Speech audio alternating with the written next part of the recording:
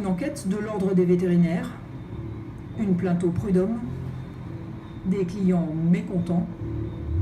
C'est l'histoire de vétérinaires dans la tourmente.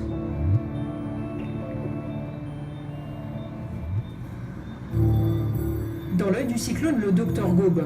Son entreprise a pourtant prospéré des années. À l'origine, un cabinet à Batelière, puis il s'implante successivement à Schellcher, Galeria et récemment Ducos. Il revendique 10 000 clients. Mais parmi ses clients, certains se sentent floués. Nous l'appellerons Sarah, elle a 2 chiens, elle les emmène à l'une des cliniques du docteur Gaube. Il m'a proposé carrément de lui faire l'ablation, enfin d'enlever les glandes anales.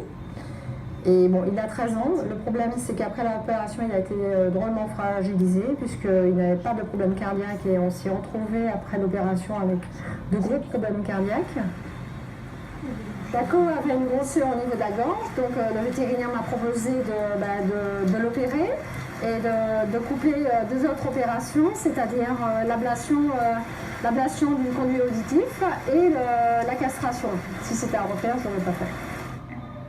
Bilan financier de ces opérations, 1 600 €. Pour cet autre client, au chien lui aussi opéré des conduits auditifs, la facture déjà conséquente de 967 € s'alourdit bizarrement au moment de solder.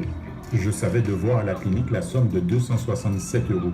Ma conjointe et moi avons réglé 700 €, mais une salariée de la clinique m'apprend que je ne dois pas 267 mais 480 €. Ablation des glandes anales, abaissement des conduits auditifs, dites ZEP, 2 opérations coûteuses pour le client que les cliniques Gaube pratiquent apparemment à la chaîne. Morgane Courtois est assistante à Batelière. Notre deuxième témoin reste anonyme. Vous êtes resté là 3 ans, vous en avez vu combien de ces opérations ? Beaucoup, je dirais beaucoup. Il y a eu des jours où on faisait 5, 6, voire 7 opérations de ZEP entre le matin et l'après-midi. Moi, j'ai été témoin d'une opération qui a failli très mal tourner. Le chien s'est fait opérer, ça a commencé à nécroser, il a été réopéré, et il n'y avait plus de peau pour agir, et le chien a failli vraiment... Et le problème, selon les autres professionnels, c'est que ces 2 opérations sont loin d'être indispensables. Jean-Luc Sotovia est le président de l'association des vétérinaires de Martinique. Martial Plisnier, son associé, ils sont formels. Cette opération, qui s'appelle l'opération d'abaissement du conduit auditif, est réservée aux obstructions du conduit auditif. C'est la seule indication. Toutes les opérations qui sont pratiquées d'abaissement du conduit auditif pour d'autres motifs ne sont pas validées par le consensus des scientifiques. Le conduit auditif, l'oreille, c'est extrêmement douloureux, le palais, c'est extrêmement douloureux, et les glandes anales, ce sont des opérations qui sont extrêmement douloureuses. Et maintenant, il existe des médicaments qui permettent de traiter de façon efficace. C'est vrai que ça demande un entretien régulier, mais ça évite à l'animal de perdre une partie de son anatomie. Une opération de glande anale, je me souviens plus, en plus de 30 ans quand même d'activité, je me souviens plus quand j'en ai fait une pour la dernière fois. C'est une opération qui est vraiment exceptionnelle, qu'on fait dans certaines affections comme des tumeurs, des glandes anales ou des infections vraiment très graves.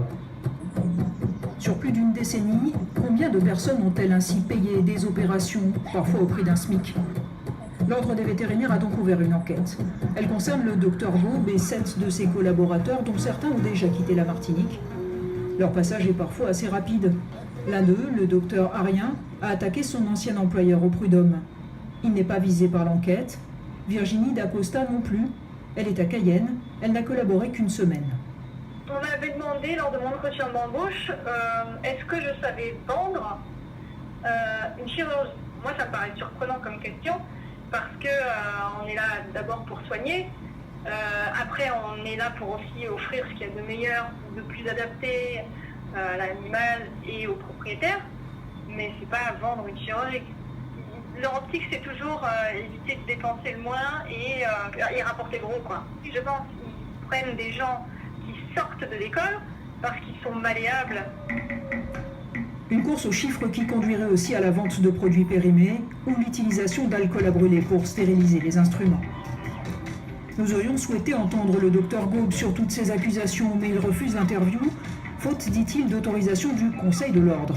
Il s'estime victime d'une entente de ses principaux concurrents pour le faire fermer, les cliniques de Cluny et Batelière étant proches.